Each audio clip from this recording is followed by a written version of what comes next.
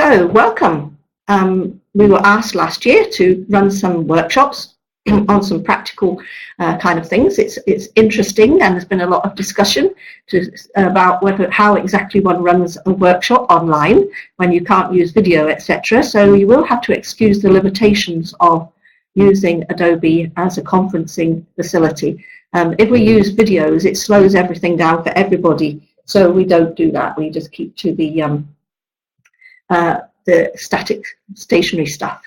So I'm Lynda Wylie. I'm a recently retired lecturer from Scotland, and I teach on the Scottish Multidisciplinary Maternity Development Programme, SMMDP, what a mouthful, and I've taken this from their materials because I teach on this particular course, which is a surprise, as I said earlier, but they run a whole range of multidisciplinary workshops, which I also work on, covering things like transfer into hospital, obstetric emergencies. We teach from obstetricians, consultants, consultant AED people, student midwives, whatever, downwards, and it's a great job. So now that I'm retired, I can do that when I'm required, and I really enjoy it.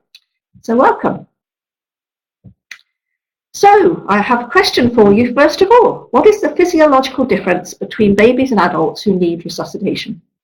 What makes resuscitation for babies different from resuscitation for adults?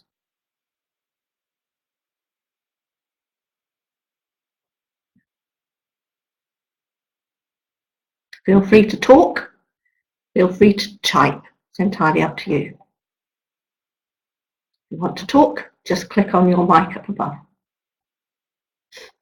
Breathing, they usually have healthy hearts and they are small.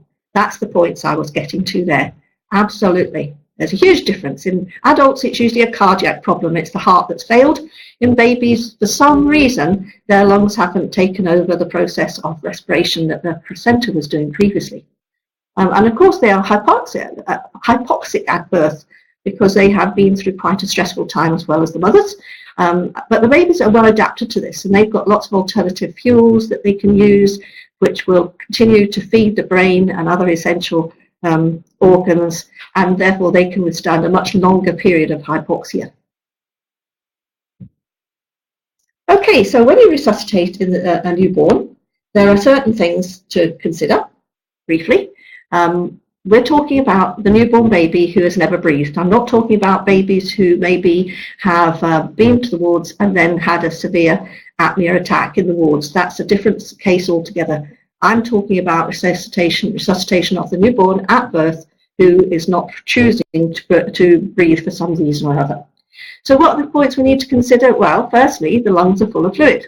So there needs to be done something about that. This is usually removed when the babies start howling. They do howl, not water babies, but babies often do not howl. They need to do something about this, get rid of the fluid. The alveoli have never been inflated, so therefore they need something to initiate that first inflation. And what we use as an analogy in our courses is blowing up a balloon. Have you ever blown up a balloon that's never been blown up? How difficult is it to blow that first bit of air into that balloon? That's similar to what it is with the alveoli. They need a big intake of breath in order to give that first oomph to getting the alveoli to open up. So alveoli have never been inflated, and that is a very important point here. The heart, reassuringly, can beat for 20 minutes without any respiration going on, which is fabulous, and it has various mechanisms to try and get oxygen to the body. When you're doing chest compressions, it's far easier than an adult, not just because they're smaller, but because their chests are much more compliant. And in point of fact, chest compressions are not aimed to be moving blood all the way around the body. In the case of a newborn baby, it's only from the lungs to the myocardium of the heart. The heart begins to slow down because it's running out of oxygen. If we can just move some blood from the lungs, which we are pumping air into, that short distance to the heart, then the whole resuscitation will happen very quickly. So let's talk very briefly about what happens when a fetus suffers a severe hypoxic insult. Now, we know about this from animal studies, but we're pretty sure that the fetus responds in a similar way. So this is called acute perinatal asphyxia. So what happens if something happens in the uterus or immediately after birth? when the baby makes no attempt to breathe whatsoever? Well, initially the baby will start to take deeper, slower breaths. This is in part to attempt to reverse acidosis, because the oxygen saturation levels have decreased. And over time, that baby will lose consciousness because there is not enough oxygen getting to the brain. And this is called primary apnea. And most babies will respond and come around quite quickly from that. But after 5 or 10 minutes of having no oxygen getting into the body becomes that starved of oxygen that its primitive reflexes come into force. And what happens is they take big agonal gasps, which are whole body shuddering gasps, about 12 per minute. And these are kind of a last-ditch attempt by the baby's body to try and get oxygen into its lungs. If it can just get oxygen into its lungs, then the whole problem may well reverse very quickly. And this is called secondary or terminal apnea, a much more serious condition than the first one. Okay, so what happens in the body during this process when there is no oxygen? Same as anyone else, really. The blood pressure and the heart rate. Blood pressure tends to maintain its proper levels. The heart rate tends to go up because the heart thinks, I need to move blood faster to get oxygen to the starving organs more readily. So the heart rate rises, the blood pressure tends to rise a little bit. It's maintained for quite a while, actually.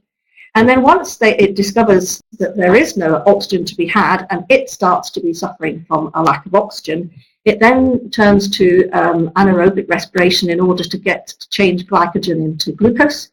And this is a very slow process, very inefficient, and this causes the heart rate to drop to half its normal rate, because that's all it can manage to maintain with this smaller amount of energy that is being produced. And as I say, blood pressure tends to stay pretty okay until the period of terminal apnea. And I've mentioned that the baby is becoming acidotic because it's not getting the oxygen, and after a while, because of this anaerobic oxygenation, anaerobic respiration, it produces lactic acid and it becomes a metabolic acidosis as well. So it's a mixed acidosis. So then, at birth, where is the baby in this process? If a baby is born floppy, pale, not breathing, is it in primary apnea or is it in terminal apnea? Well, we don't know, but actually we don't need to know, because we do the same thing to the baby wherever it is on that pathway. And you probably only know when you see how it responds to the resuscitation. And this is a small graph showing what is happening to the heart rate, to the blood pressure, to the acidosis, and at the very top you can see the breathing of this baby. So maybe in utero something's happened, cord round the neck, although that shouldn't really be a problem. Maybe it's a placenta abruptio or something, but something's stopped the baby getting enough oxygen, and so breathing, which initially increases in speed because it's starving of oxygen to some extent, increases and then stops altogether. And that baby may be born at that first arrow, which is during the period of primary apnea. Alternatively, it might be that the baby starts doing its agonal gasping after 5 to 10 minutes, and when the baby is born, it's in the middle between two of these gasps, and you won't know this. The baby's not breathing and you need to do something about it, but that's maybe where the birth occurs. Or the birth occurs in the third arrow, which is during the period of terminal apnea, which is much more serious because the baby is far more acidotic, blood pressure is dropping, heart rate's dropping, and this baby will need quite a lot of expert resuscitation. So, baby's been born, pale, not breathing, slow heart rate. What would happen if we did nothing at all? Well, during the period of primary apnea, whatever the source of the apnea may well have been stopped, reversed, or whatever. So if the baby is born and it's not breathing, if you leave it to itself, once the agonal gasps start, it will probably get enough oxygen to the heart muscle, and then normal respiration will resume. Not that we're going to do that.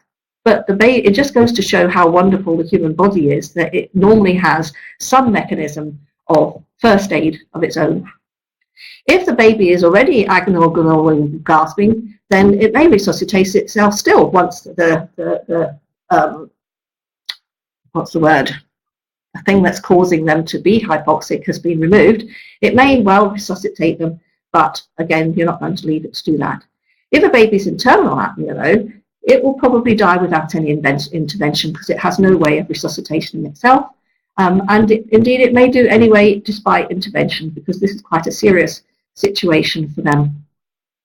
However, the thing I find most reassuring as a midwife, not a neonatal nurse or whatever, is that if you look at the evidence, which I think came from Denmark, it shows that only 1 in 500 babies who require resuscitation require extensive resuscitation in the form of drugs and fluids, etc. And even these ones, the prognosis is quite poor, so it's maybe not such a good thing to resuscitate them. We don't know. So 499 babies out of 500 are only going to require what I'm going to show you we do now. I better move on because time is moving on. Okay, so I'm talking today about resuscitating a baby when you're a midwife, not a specialist neonatologist or whatever, and we can carry out a very simple process which will be perfectly adequate for the majority of babies. So let's think about this. What have we got to consider? You're a midwife, you're an assistant midwife, you've gone into this birth, the baby's not breathing, or has been shown signs of fetal distress and is about to be born. What do we need to consider before we even get started? Well, first of all, we need to think about the environment. What do we need to think about the environment? What do you think we need to consider before we even start? The baby's a yes. It needs to be warm. Well done. A one-word answer is all we need, really. What else? We need to have a warm room. We need to close windows. Presumably the midwife will have done that already. If it was a planned birth in a planned environment, we need to keep the baby dry. That's right, and all of these things in order to give the baby. We don't want the baby using up its energy that it requires to resuscitate itself by trying to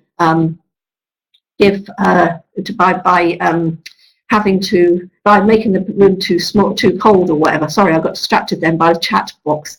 Is the cord attached? Well, the baby's not actually born yet, but we're about to have this baby be born. And nowadays we leave the cord attached, don't we? The best resuscitation should be done with the cord still attached. Bring the resuscitator or whatever to the bed. Don't start cutting off its own original oxygen source. That seems a bit daft, really, doesn't it? So we need to think about the environment. We also need to think about equipment. What do we need in the way of equipment? You tell me, everybody give me one item that you will need for resuscitating this baby, or anticipating that you will probably need to resuscitate this baby. What kind of things will you need?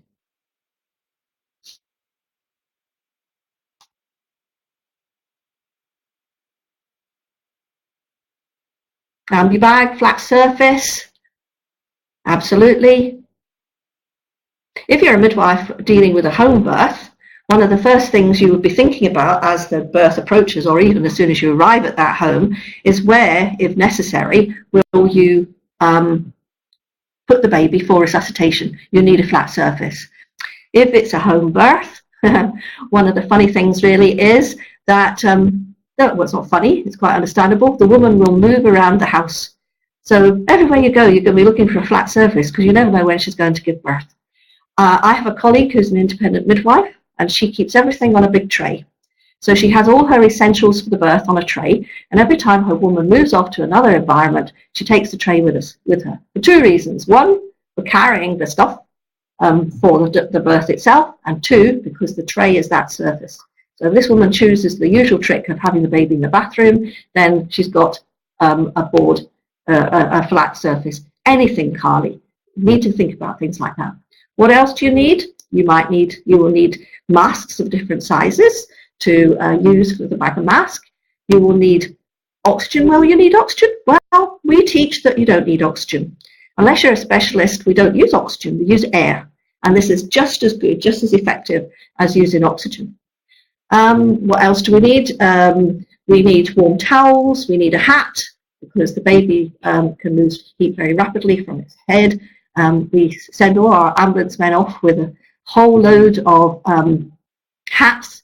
We might need airways, they will be useful. Not everybody carries them, because not everybody carries a laryngoscope, but yes, we might need a laryngoscope or some other form of light because unless you're a good trained intubator, you're not going to intubate this baby. I'm not an intubator. What else do we need? I think that's most things. But we need to think about all these things, and we need to be prepared, and we need to make sure the equipment is working. Okay, what else do we need to do? We need to have a history. We need to have some idea what we're looking forward to here. So if it's a short history and the midwife has just said, or you know yourself, that there's been a short period of bradycardia, then probably we're all right. It's going to be a primary apnea occasion.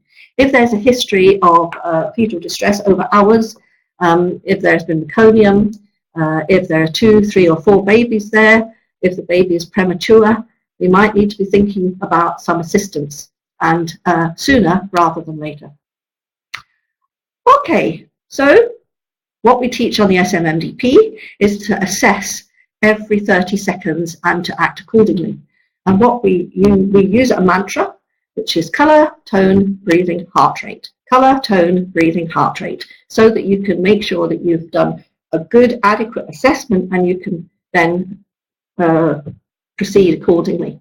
So let's think about this baby. Baby's just been born, handed to you, and you're at home, and you've got a flat surface. We'll make it as easy as possible. So we look at this baby and we look at its colour. It might be blue with pink extremities. It might be navy blue all over. It might be pale. It might be white. The paler it is, the more serious it's likely to be. Its tone, it may be flexed, which it should be. It may be a little bit floppy, or it might be as floppy as a rag doll. If it's as floppy as a rag doll, this is probably a serious situation, and I would be calling for help, whether it's dialing 999 for an ambulance so that they can come and help, whether it is in a hospital, ringing the emergency button or whatever. Breathing, we'd look at the baby's breathing. If it's breathing normally, great. If it's gasping, this is likely to be something to do with terminal apnea, and I would be shouting for help immediately. Might not just not be breathing, but be a reasonable colour and reasonable tone. And then we can check the heart rate using a stethoscope, usually at the apex of the heart, not at the base of the cord. That's more efficient, is better, works better than anything else. And what we're looking for is a heart rate over 100. If it's between 60 and 100, it's something to be aware of. If it's below 60, we might need to do something more aggressive in the way of resuscitation, other than a little bit of introduction of oxygen. And usually the heart rate's the first thing that shows you that your resuscitation is working fine. Okay, so you receive the baby, you place the baby on a flat, warm or covered surface, you dry this baby vigorously, and you wrap it in a warm, dry towel, and you place the hat on its head. This is essential. As I say, it's because we don't want the baby using up what energy it's got in order to keep warm. We want it to use its energy to start breathing. We assess it: colour, tone, breathing, heart rate. So then we move on to the ABCs of resuscitation, the same as we do with anybody anywhere else either. So first one, A, is airway. First of all, we need to make sure that airway is open. Now, in a newborn baby, this needs to be with the baby's head in a neutral position.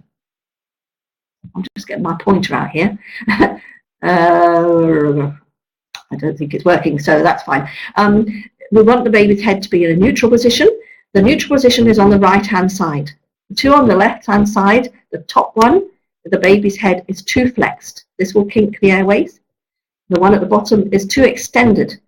That will also kink the airway. We want this baby with its face parallel to the surface on which it is lying. And this is a crucial aspect of the whole thing. We need to get air into its lungs. Doesn't matter what else we do to that baby, if we're not getting air into its lungs, we're not going to get anywhere with this resuscitation unless it does it itself. In newborn babies, especially small babies or premature babies, that occiput, and depending on moulding, that occiput is very big, and it will cause a problem with flexing the baby's head and kinking that airway. So you need to be aware of this. This baby has clearly not got a good position for opening up its airways. When you have opened up its airways, you may consider looking to see if there's anything in its mouth. Just looking into its mouth is sufficient initially, unless there's a history of meconium. If there's a history of meconium, then don't do that vigorous stimulation to dry it. Just wrap it and re-wrap it. to get it dry, pat it dry rather, and some expert advice. And then you can have a look down its pharynx to see if you can see any secretions or any meconium. And if you can see anything, it's a straight in and out with a wide bore catheter, suction catheter. Just go in and out, no hoovering. Hoovering causes problems with reflexes, which will aggravate the situation. So in and out with your suction catheter. If you can't see anything, even if there's a history of meconium, just carry on as usual with resuscitation. Because unless you're an expert at visualizing the cords and intubation, there's nothing more you can do. You're likely to cause more trouble than you are to solve it. So carry on as normal. And if the meconium gets into the lungs, well, so be it. But if you don't do anything, that baby will die anyway. So on you go. So B for breathing. Check the right size mask. The mask should be from the tip of the chin to the bridge of the nose. Attach it to your bag and then supply air, which basically means you don't have to attach it to anything. And that is the simplest way of going about using a bag and mask. If you're fiddling around with oxygen in an environment which is not set up for it, you'll waste time. And also, air is perfectly sufficient for resuscitating a newborn baby, unless it's really severely hypoxic.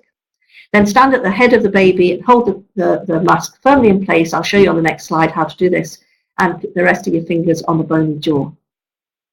And this is mask sizes. Now, here I want an answer from you. This is meant to be a workshop.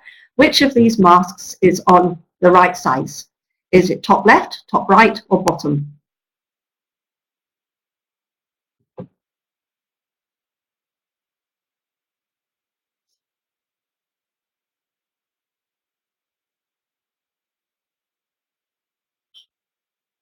Any other takers? You'll guess probably. Yes, that's more like it, Alexandra. Yes, it's top left. Remember, from the tip of the chin to the bridge of the nose. The one at the bottom is not down as far as the tip of the chin. So it's the top left one that's the right one. Yeah, you're quite right, Astia. It's too small, that one. And it won't cover both nose and mouth. And here's a picture of a two-handed holding of the mask on in position and the bag of mask in. If you have only one hand, because you're the one that needs to compress the bag, then you will just be holding that in place with one hand. But that's the correct position to be in. And if you've got the expertise, you could do a jaw thrust at the same time to make sure that even though you've got this baby's head in the neutral position, the jaw thrust will also open the airway. So this is the right way to hold it. Notice the C shape of the thumb and first finger around the connector, the top of the mask, in order to keep it on but not change the shape of the mask. Because if you hold it lower down, you might cause there to be a space between the mask and the chin. You then deliver 5 inflation breaths at intervals of 2 to 3 seconds. And this is quite high pressures. If you've got something that measures pressures, it's 30 centimeters of water or thereabouts, adjusted if the baby's smaller, but we're talking a normal, healthy, or normal full-term infant here. So 5 inflation breaths. Remember what I said about the balloon. We've got to give some extra pressure in order to open up those alveoli, and this will also push the fluid out of the alveoli and allow oxygen to go in instead. So you're pressing quite firmly on the ambu bag and going 1, 2, 3, 2, 2, 3, 3, 2, 3, 4, 2, 3, 5, 2, 3, with extended compression of the ambu bag in order to get good pressures into those lungs. And you should see the chest wall rising and falling. Probably not in the first 1 or 2 or 3, but by 4 and 5, the chest wall should be rising and falling.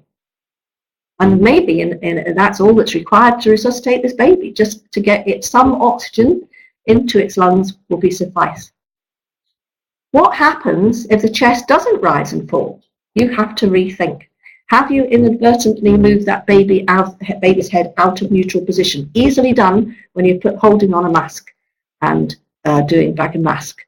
What you can do is pop a wee shoulder roll underneath. It can be a little nappy at home, or a little bit of the towel rolled, or it might be a special roll that you get on Resuscitators, whatever. You might want to put in a shoulder roll in order to get that head in position. Some people do that before they even start. You might want to help that airway to be open. You might want to ensure this by, as I mentioned already, jaw thrusts, which I'm not going into today because we haven't got time, or popping in a little airway. And if you're popping in an airway, you'll probably use something like a laryngoscope just to look down the throat. Or if you're at home, you might have a tongue depressor and a little pen light. And I can tell you a lot of stories about things like that, but I won't. And having seen down the pharynx there, you'll be able to see if there's anything to suck out, and do so. In, out, no hoovering. And pop in an airway while you're at it. And the airway goes in the correct position, not upside down and turned around like you do in an adult. It needs to go straight in as it will be sitting while you continue. That would be my preference personally. I'm more familiar with using a tongue depressor and light and popping in an airway that way. I'm not very good at jaw thrusts. So whatever suits you is best. And then having done that, you repeat the 5 inflation breaths. High pressure, slow, 2 to 3 seconds between each one, or taking 2 to 3 seconds to complete, because there's no sense in delivering oxygen moving on if you haven't got any oxygen into those lungs. You can do chest compressions to your heart's content, but if there's no oxygen in those lungs, if they've not inflated, nothing's going to go nowhere. So you must take time to get this airway patent first. So then you reassess colour, tone, breathing, heart rate. If the heart rate is more than 60 beats per minute, the baby's not breathing, the chest wall is rising, then you continue with ventilation breaths. And these are different. These are more rapid and at about half the pressure of what you were doing for the inflation. So inflation inflates the alveoli. Ventilation is the movement of oxygen or air in and out of the lungs. So you're now going to do 30 to 60 ventilation breaths per minute at a lesser pressure. And you only need enough pressure to see that chest wall rising and falling. And if it rises and falls, you can keep it to a minimum, because otherwise you don't want to cause a pneumothorax. So just enough to keep that chest wall rising and falling. So you're going to do 1, 2, 3, 4, 5, 6, 7 at about that rate in order to get the air moving in and out of the lungs. And again, that might be all this baby requires. And then you stop every 30 seconds and reassess. And you keep doing the ventilation breaths, provided you've got chest wall rising and provided the heart rate's more than 60 beats per minute, for as long as it takes, until someone else comes to help, till baby starts crying, whatever. You keep it going. So reassess every 30 seconds. What is its colour, tone, breathing, and heart rate? If the heart rate's less than 60 beats per minute, however, then you will have to add in cardiac compression. That baby may well be approaching terminal apnea. However, 95% of babies for whom help is summoned recover in 1 to 2 minutes, provided air enters the lungs. I'm to keep on saying that because neutral position and airway is crucial here. Without air, nothing else. Okay, so chest compressions, ABCs, here we are, C for circulation, or chest compressions, whatever you want to call it. So the aim here is to compress, squeeze the heart between the sternum and the spine in order to move blood towards the coronary arteries. Remember what I said, you haven't really got to do an awful lot with this chest compressions. You're only moving the blood the short distance from the lungs to the heart. And that again underpins how important it is to get air into those lungs, because unless air is getting into those lungs, then the capillaries surrounding the alveoli will not be picking up oxygen. So you'll just be moving deoxygenated blood from the lungs to the heart. And that's not going to be any good either, because what we need to do is get oxygenated blood from the lungs to the heart once it's run out of its own internal stores of energy. So you need 2 people preferably, one for the bag of mask and one for the compressions, although it is possible to do both, because you can hold the mask on with one hand and kind of drape the bag over that arm, and you can use the 2-finger method of cardiac compressions, which I'll show you in just a minute, and you can alternate between the two and still be quite efficient, I might add. So there are 2 methods of doing chest compressions. There's the 2-hand technique. Now this is where you wrap your 2 hands around the baby's chest from above, so you'll need to move the person with the bag and mask out of the way, and put your thumbs right angles just beneath the line of the nipples, and then press vertically towards the back, towards your fingers at the back, and apply chest compressions that way. That's the two-handed technique, and it's the most efficient. However, if it's a big baby, I've got 5.5 size gloves for me, for my hands, and I can't do this effectively. So I would not necessarily be able to use this, even though this is the best way, because I've just got too smaller hands. So I would use the two-finger technique if that was the case, which is simply using those 2 fingers on the bottom third of the sternum and compressing again in a vertical direction in order to move the chest down and up. So that's the 2 methods of applying chest compressions. How much pressure? You need to do this to a depth of about 1/3 of the chest. That's quite a lot, but actually it's easy in a baby because their bones are also lovely and bendy. And then you'll need to apply 3 chest compressions to every 1 ventilation. So you're doing 1, 2, 3, breathe, 2, 2, 3, breathe, etc. And 3 compressions to 1 to ventilation is considered to be 1 cycle, and it's meant to be at approximately 90 compressions. Some people say 120, but that's impossible. 90 compressions per minute with 30 breaths as well. So the cycle is 3 compressions to 1 ventilation, and normally, because you reassess after every 30 seconds, you would count up to 15 cycles. So 1, 2, 3, 2, 2, 3. You turn the baby with head down. No. What I'm saying is, well, yes, it would be good if you can turn the baby with the head down, but you may well be on a flat surface. On a resuscitator, it tends to be head down, but that's more to do with access than anything else. So what I'm saying is that you need to be at the baby's head end, wherever it is, in order to apply this, okay? So you're going to be doing 1, 2, 3, breathe, 2, 2, 3, breathe, 14, 2, 3, breathe, 15, 2, 3, breathe, and do this as a partnership with the second person who is there. So after 30 seconds, which is approximately 15 cycles, you would then reassess. Colour, pinking up, tone, improving, colour, tone, breathing, still not breathing, heart rate, well, just doing that simple 30 seconds, the heart rate's gone up to 100, say, which is absolutely fabulous. So it just needed a bit of a encouragement to get on with its own resuscitation. So you've reassessed, the heart rate is now over 60 beats per minute, and you can go back to your ventilation breaths only. If it's still under 60 beats per minute, you would continue with your compression ventilation cycles until there's some change, reassessing every 30 seconds. By now, you hope that people have arrived who have expert resuscitation skills that you probably haven't got, and they will take over. But you keep doing that until you manage to get somewhere else or the baby starts to respond. If there's no output after 10 to 15 minutes of effective resuscitation, then prognosis is likely to be poor. If the heart rate responds and comes up to about 100 beats or more per minute, but there's no breathing regularly after 30 minutes, prognosis is poor. But going back to that earlier slide, which I always find so reassuring, if 499 out of 500 babies will recover very rapidly with probably just ventilation breaths or maybe 1 or 2 cycles of chest compressions. And that's very reassuring. And you can do all of that yourself, which is fabulous. Once the baby is resuscitated and starts screaming and everything, stop everything. And what would you do with that baby then? I've spoken far too much on the workshop. What would you do to the baby after it starts breathing and crying and looking at you, tones good, etc.? What would you do?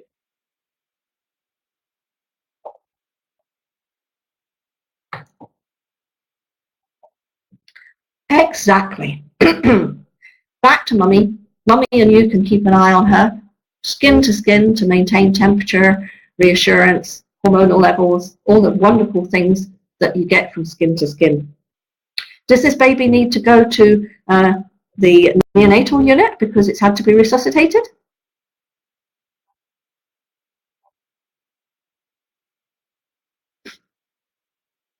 I hope not.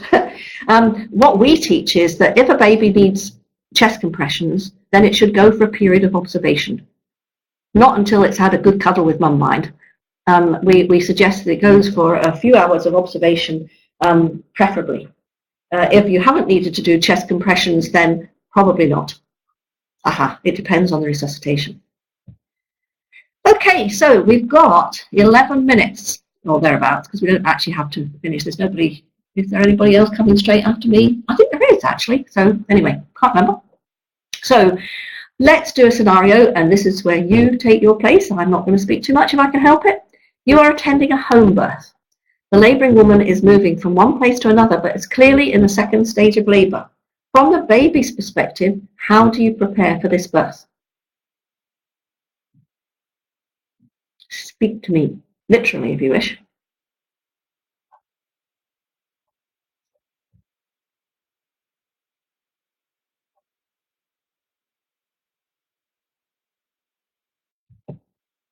Put your hand up if you'd actually like to speak. But I'm fine with the chat room as well, right, chat box too.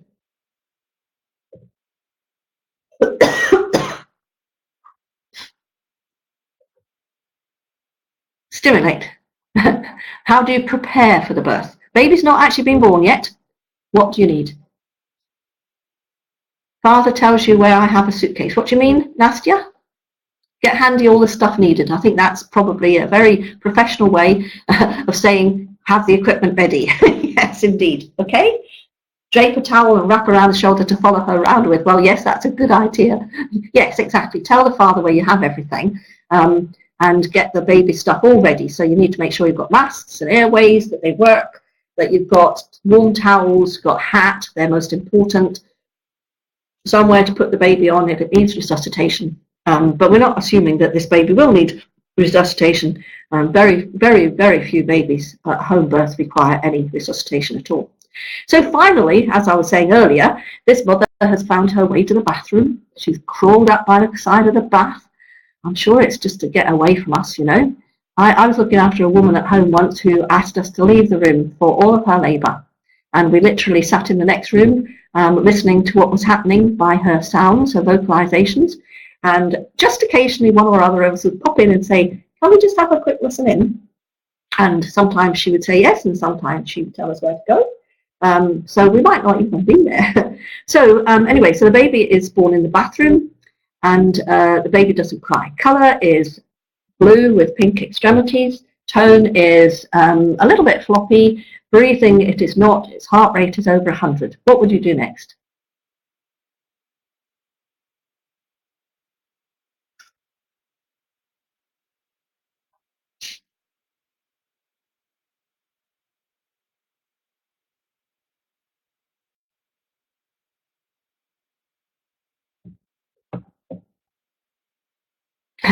Thank you, Melissa. No problem. Fancy having the cheek to walk off for a drink.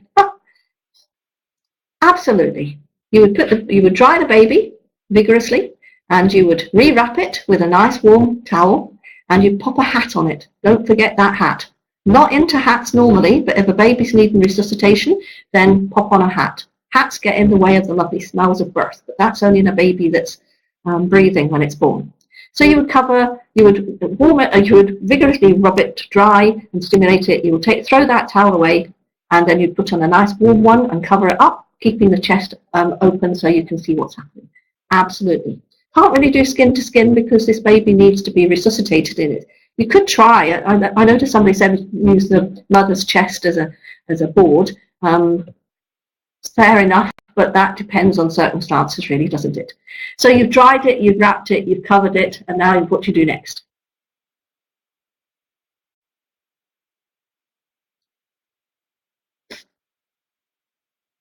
Assess. Yep, always assess. Colour, tone, breathing, heart rate. So it's breathing, it's not breathing, and its heart rate's okay. Airways, do you need an airway? Might waste time with an airway. Up to you. Not the automatic thing that we teach. We usually only teach to use an airway if there is a problem getting the baby into a neutral position.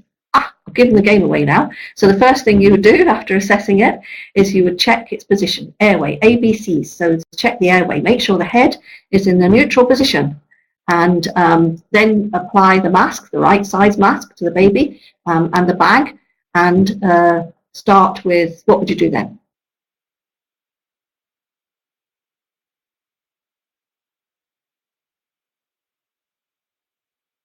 Five inflation breaths, absolutely. Remember, always remember that balloon analogy. I think it's a wonderful one. You've got to open the alveoli and push out the fluid in the lungs. And the only way to do that is to apply reasonably high pressure for a baby, oxygen under pressure at a slow rate in order to get those alveoli to open and stay open. So a bit like the baby having taken a big breath of air, which it would normally do in its first breath, which would pop open all those alveoli. You need to do that with some 5 inflation breaths. 1, 2, 3, 2, 2, 3, at that kind of rate. And quite right, you observe for the chest wall to rise. Okay, so you've applied 3 inflation breaths and the baby starts to cry. What do you do now?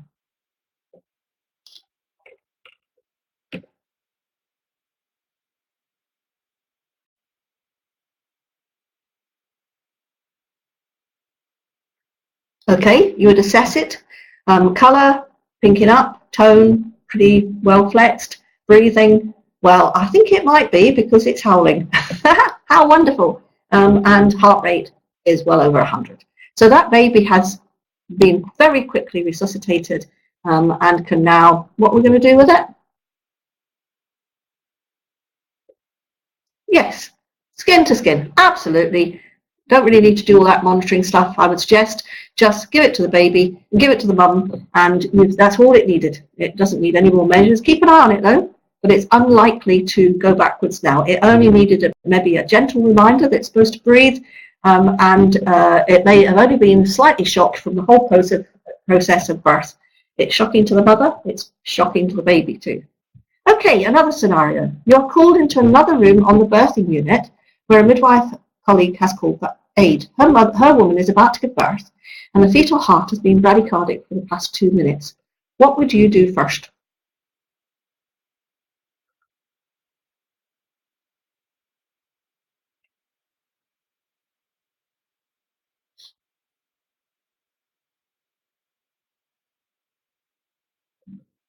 Yep, get all your equipment ready, make sure it's working. What else? Well, I'm not talking about mums just now, so I'm assuming that midwife colleague has done the moving position of the mother. Call the peds. Do you need the peds, do you think? It's only had 2 minutes of bradycardia. It's very common for that. As the baby's head is squeezed through the birth canal, that's often enough to cause a bit of bradycardia. It's not a bad thing. It depends on your own local policy what you do. Okay, baby's not been born yet, Becky. So we've gone into this room and she's about to give birth. We've organised our equipment. What else do we need to do? That's fine, Melissa. It's up to you what the every unit is different. And you do have to go by your policy. Yeah, check all your equipment, done all that. What else do you need to do? There's 2 other things you need to do if you have time before this baby is born. Nothing to do with equipment.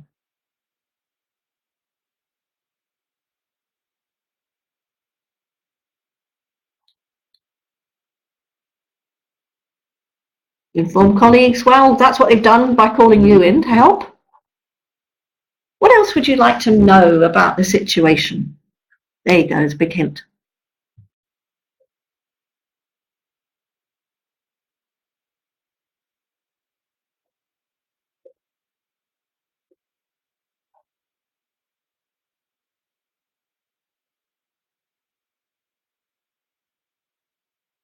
Well, yes, that would do. S-bar, if everybody knows what S-bar is, but basically you want to have, yes, history. That's what I'm getting to. So you'd want to know, you'd be asking your midwife colleague, is this her first baby? Is it a singleton? How long has this bradycardia been happening? Is there any relevant medical obstetrical history? Is it 1 baby or 3 babies? And has there been any meconium? Okay, so those are the things you want to know. So history, equipment, and what's the other thing that you need to think about? Although that midwife who's in there should have thought about it already.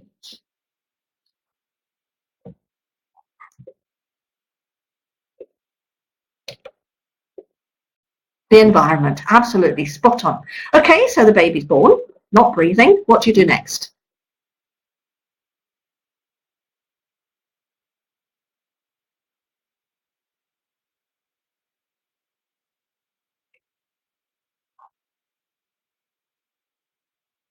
Assess. Absolutely right. And also at the same time, you could be doing something else as well, but you're going to assess color, tone, breathing, and heart rate.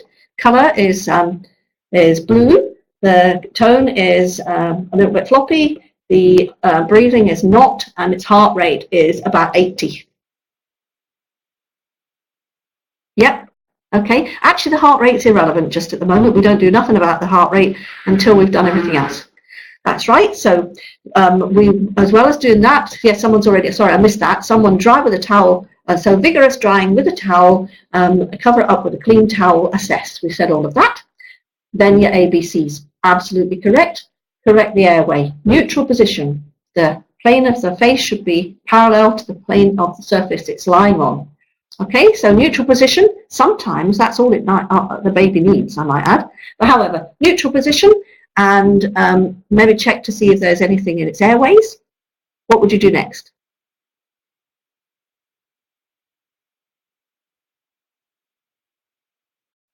Inflation breaths, we talked about those. Absolutely. So you give 5 inflation breaths, and the assessment shows the baby's just the same, no change, and the chest wall did not rise and fall. So what are you going to do now?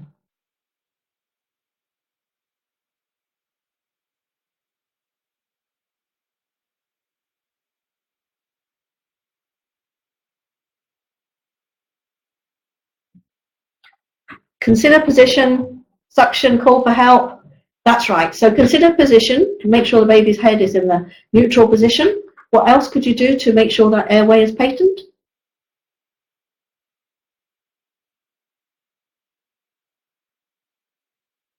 Check the mask is right. Place a towel under the neck. Yes, a shoulder roll. Very valuable, you know. Doesn't even have to be a towel. Could be a disposable nappy. We use disposable nappies when we're demonstrating this, just to show any old thing will do. Under the shoulder, yeah. So you could put under a wee towel. That would correct the neutral position. You could pop in a Goodell if you wish. And while you're doing that, you could check the airways for any secretions or mephalium or whatever. And suction, remember, no hoovering. Just an in-out of what you can see, no more than that, okay? So you've done all that, and then someone has said you repeat inflation breaths. Indeed, we're not going on to ventilation breaths or cut chest compressions or anything. So you repeat the inflation breaths, 5 of them. Now this time the chest wall is rising and falling, but the observations are thus. The color is getting pale, the tone is becoming more floppy, the breathing, still not breathing, and its heart rate is now below 60. What are you going to do now?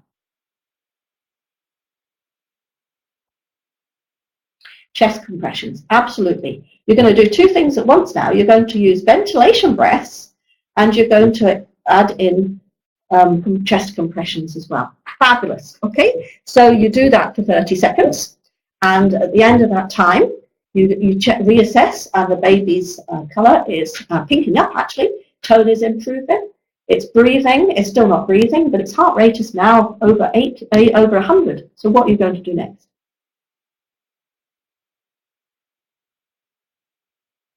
Stop compressions. Absolutely. So for the next 30 seconds, you're just going to do ventilation breaths. Now, these are the ones that are much more rapid. So it's 1, 2, 3, 4, and about half the pressure of the inflation breaths. Absolutely fabulous. And after only 15 seconds of that, this baby starts to howl. What are you going to do now?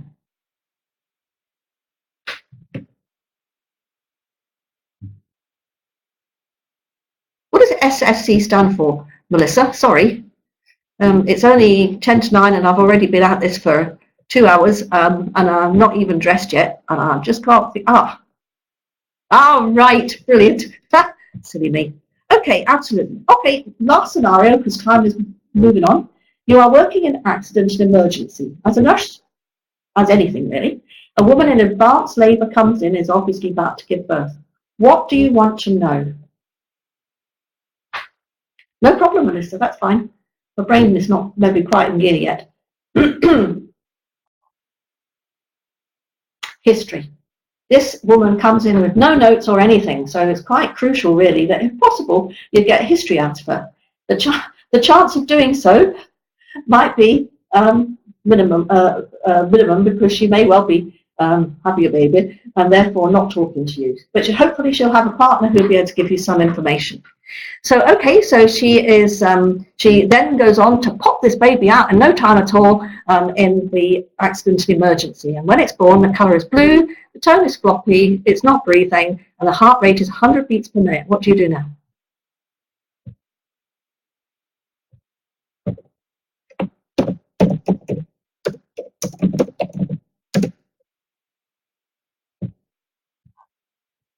Yep. Inflation breaths after the airway towel. We've done all that already. Okay, so this baby, we cover and wrap it up nice and warm. We give the inflation breaths. The chest wall rises and falls beautifully. We move on to giving it ventilation breaths. I'm moving on because we're running out of time. And after 30 seconds of ventilation breaths, the colour is still blue with a bit pink in the extremities. The tone is a little bit floppy, but not bad. Still not breathing. Heart rate's good though, 120 now. So what are you going to do?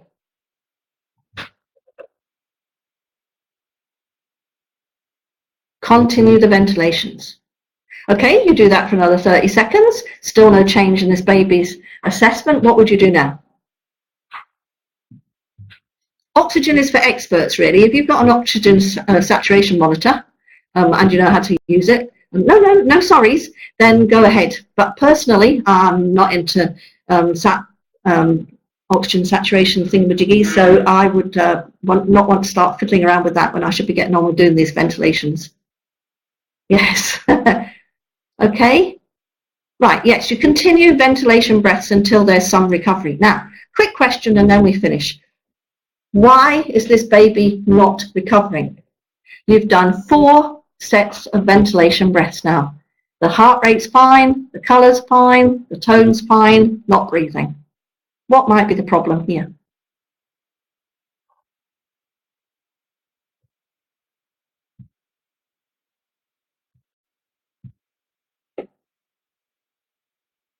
Yes, Becky. That's the point. This woman who's come into A&E may have an issue with illegal drugs, for example. It could be 100 other things, but we get an increasing number of people nowadays who are taking drugs illicitly. So this may well be the reason, and you may just need to wait.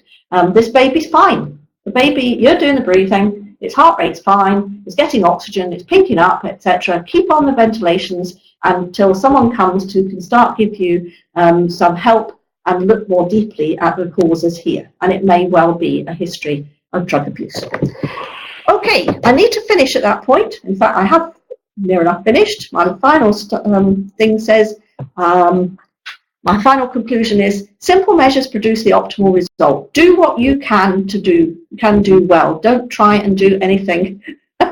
Don't try and do anything clever. Do what you are capable of doing well. Always prepare the room and the equipment. Know how to use the equipment. Keeping the baby warm is absolutely crucial. A hat on the head. If you haven't got a hat, anything else will do. We had a baby once come in with a sock on its head because the paramedic knew that the head was so important, so he took his sock off and popped it on the baby's head. That's wonderful. Know how to use the equipment, and then it's simply your ABCs. Airway, most important, neutral position. Breathing, chest wall must rise and fall. Do whatever you need to do to get that chest rising and falling. Circulation, well, if it's getting to that stage that you're going to need to use chest compressions, you definitely need help with one form or other. So hopefully you've identified that and you can get help, but the chest compression ventilation cycle doesn't have to be too fast as long as it's in good quality resuscitation. And 499 out of 500 babies will be resuscitated. Fabulous. Thank you very much. Any questions? You've got about half a minute. In fact, you don't really have that at all. The next person will be in any minute. Once she comes, we need to stop, but we can keep going until she turns up. Is she here, Chris? It's me. Yeah, I know. I'm running the cafe. Oh, right. Yeah, sorry. I read that as Cecilia's doing it. Okay, I better go away then, hey? So Chris is coming now, has come now to do a student cafe for any students who are here and any more that care to join us to discuss whatever issues. Oh, in fact, I'm facilitating the next session in the conference room. Oops, I better go. Bye.